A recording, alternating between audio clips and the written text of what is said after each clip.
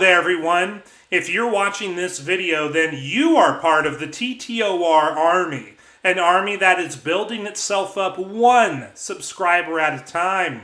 And if you haven't already and you like today's video, be sure to hit the subscribe button down below. Leave your likes and comments down below as well.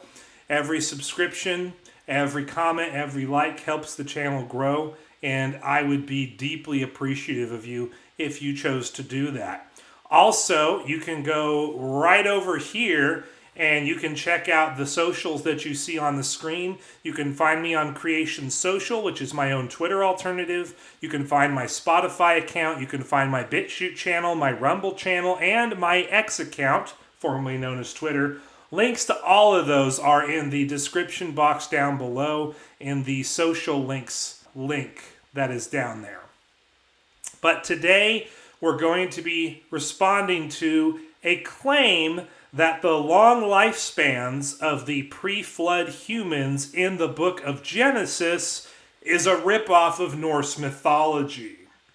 Now that might sound absolutely insane if you're a Bible-believing Christian and you're a young earth creationist, because I've never heard this claim be made before. I don't know if any of you guys have.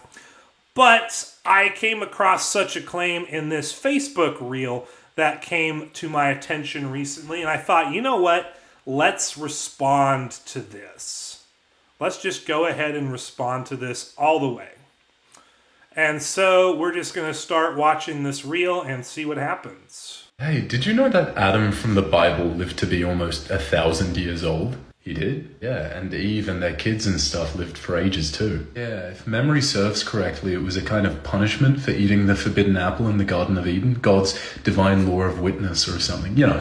Now, I don't know what this whole divine law of witness thing is that Daniel Cropley is mentioning here, but he's essentially got it right. Prior to the fall, Adam and Eve lived in the Garden of Eden with God, and for all intents and purposes, and as far as I can tell, they were immortal. They would never die. But then they took bites of the forbidden fruit after Satan tempted Eve. And so God had to kick Adam and Eve out of the Garden of Eden. And by eating the forbidden fruit and by rebelling against God in this way, Adam and Eve brought sin and physical death into the world. This is why in Romans 5:12 we read, "Therefore, just as sin entered the world through one man and death through sin, and in this way death came to all people because all sinned." And then, of course, you have 1 Corinthians 15:20 through 23, which says the following, "But Christ has indeed been raised from the dead, the firstfruits of those who have fallen asleep. For since death came through a man, the resurrection of the dead comes also through a man. For as in Adam all die, so in Christ all will be made alive. But each in turn, Christ the firstfruits, then when he comes, those who belong to him." So according to the New Testament, in more than one spot, Adam and Eve's sin brought physical death and sin into the world. And so what we see, as we'll look at later, in the genealogies and time spans is that Adam lived to be 900-something years old, and basically everyone up until the flood of Noah was living to be over 900 years old on average. But this is where the master satanic twisting comes into effect. So people knew what went down. Hang on, he lives that long after eating an apple? Or some kind of fruit? Why? Well, it's probably nothing, but in Norse mythology, the gods gained their youth, vigor, and near immortality from the apples of Eden. That she grew in her orchard, that's right. That's a funny coincidence, Eden's orchard, Garden of Eden. Yeah, I mean, it just would make a lot of sense as to why God didn't want humans eating them. Now, at this point, we can see what the claim is. In Norse mythology, there's a story about this particular god who has an orchard, and the people who ate the fruit of the trees in this orchard, they would retain youth and vigor, and they could live up to 1,000 years in age. And so the claim is that the Bible just ripped this part of Norse mythology out and claimed it as its own. The problem is that the fundamental story here is radically different.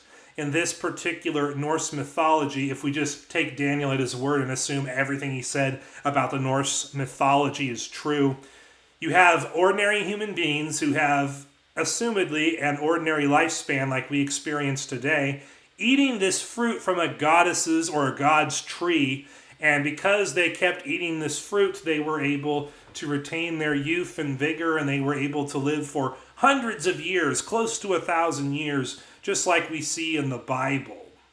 But when you go to the Bible, it is radically different. As I pointed out earlier, Adam and Eve were immortal for all intents and purposes. Physical death did not exist in the world prior to their sin.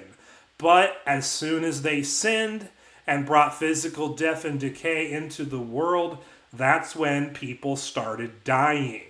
So the primary difference between the Bible and Norse mythology is that in Norse mythology, their lifespans and their youth and vigor were extended by eating the forbidden fruit from this garden. But according to the Bible, when Adam and Eve ate the forbidden fruit, they went from being immortal to being mortal, and their bodies started to decay, and they eventually died after 900 and some years. Those two things are not even remotely similar. One story is you live to be really old and you live a really long lifespan because you ate this forbidden fruit. And then in the Bible's case, you were immortal, then you eat this fruit, and then you live a really long lifespan before dying. That's a downgrade. The Norse mythology is an upgrade. It's polar opposite directions. These are not even remotely the same thing. Plus, you could read Genesis chapters 1 through 11 until you are blue in the face. You will not find any passage in Genesis 1 through 11 that says that the reason why the people in the pre-flood world were able to live to be over 900 years old on average was because they kept eating this forbidden fruit that God said you are not to eat of. But when we talk about the long lifespans of the pre-flood people, we also see in the Bible that after the flood of Noah, the lifespans dropped off dramatically.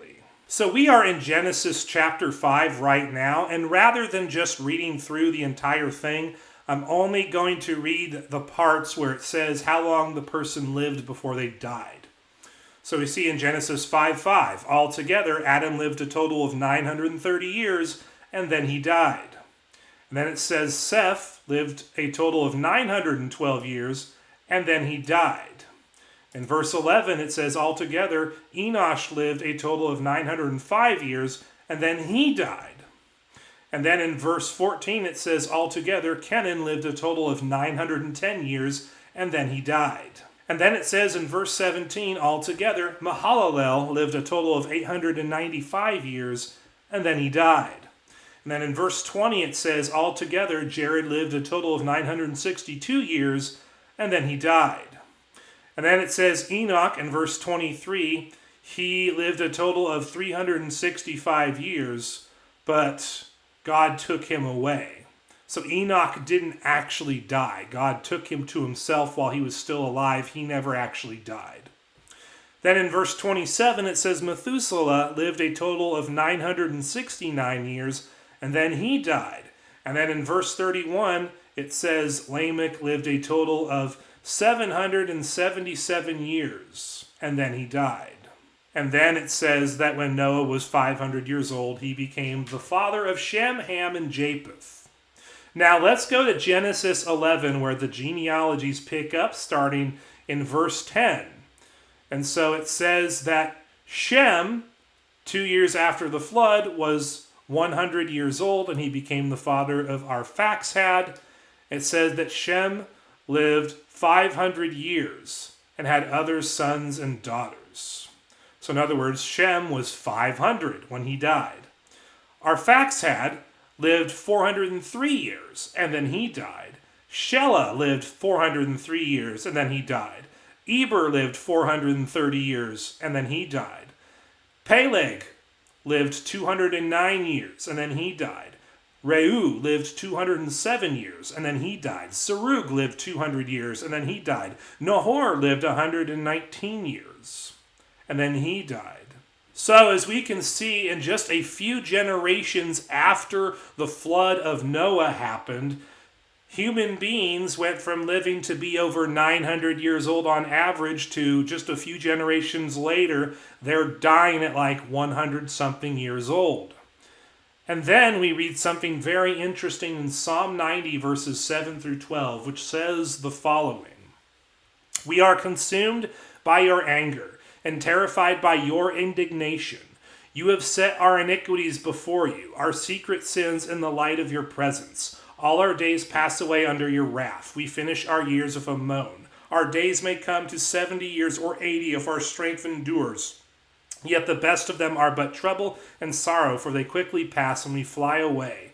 If only we knew the power of your anger. Your wrath is as great as the fear that is your due. Teach us to number our days, that we may gain a heart of wisdom."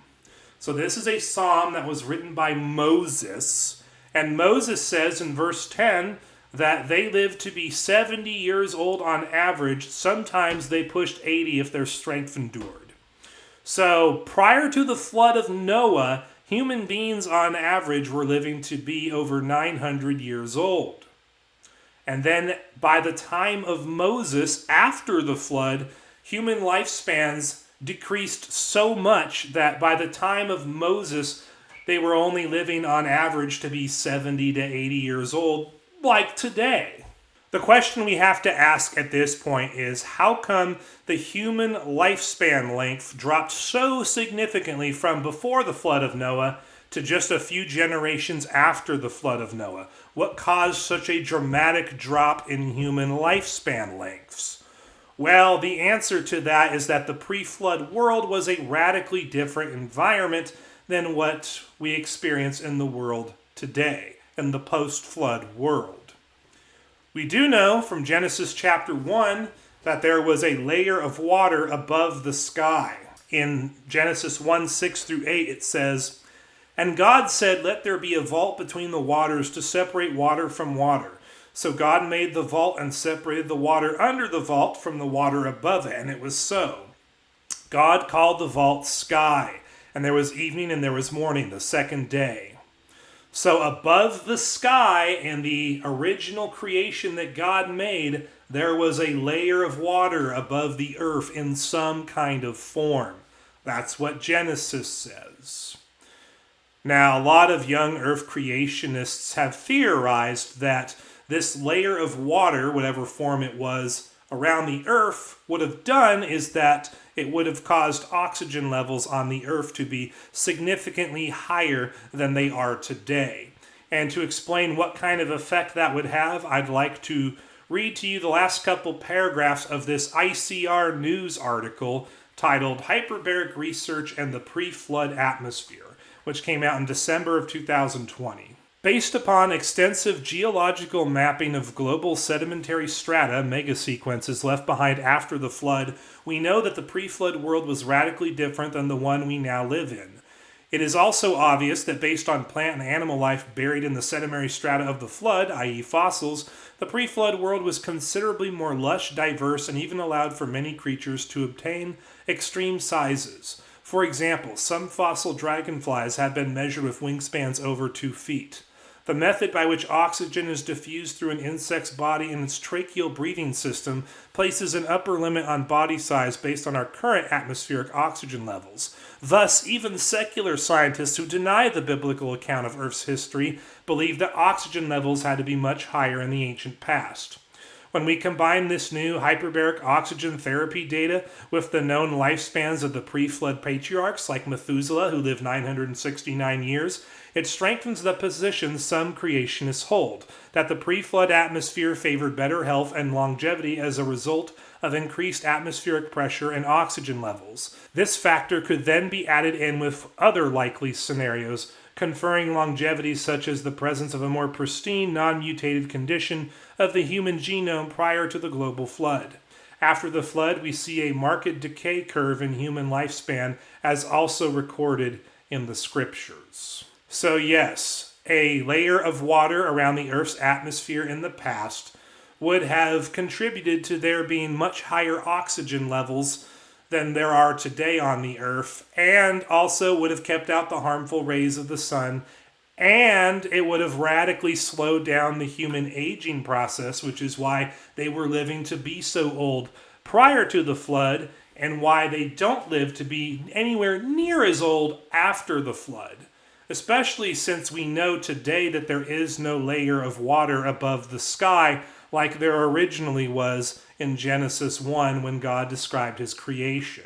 That layer of water around the sky of the earth, around the earth's atmosphere, no doubt if it did exist, came down during the flood of Noah and was part of that flood. That thing disappearing would have allowed all the harmful rays of the sun and outer space to come onto the earth. Oxygen levels dropped, and that, among other factors, contributed to human lifespans dropping off a cliff in the post-flood world within a few generations.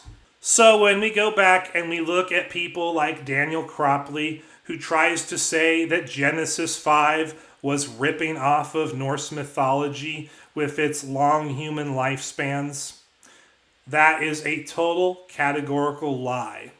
The reason why human beings prior to the flood of Noah were living to be over 900 years old on average is because the pre-flood world was a radically different environment, had different variables that would have allowed human beings to live a lot longer simply because the aging process was a lot slower.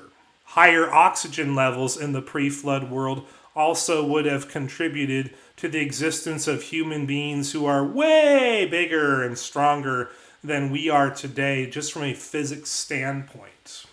One thing that is crystal clear, though, from reading the Bible is that there is no mention whatsoever of the pre-flood human beings living to be over 900 years old on average, specifically because they ate from the fruit of God's tree that he told them not to, which would imply that they would not have lived to be nearly as old if they hadn't eaten the fruit. That is a total categorical lie. That whole line of thinking is unique to Norse mythology and does not come from the Bible at all.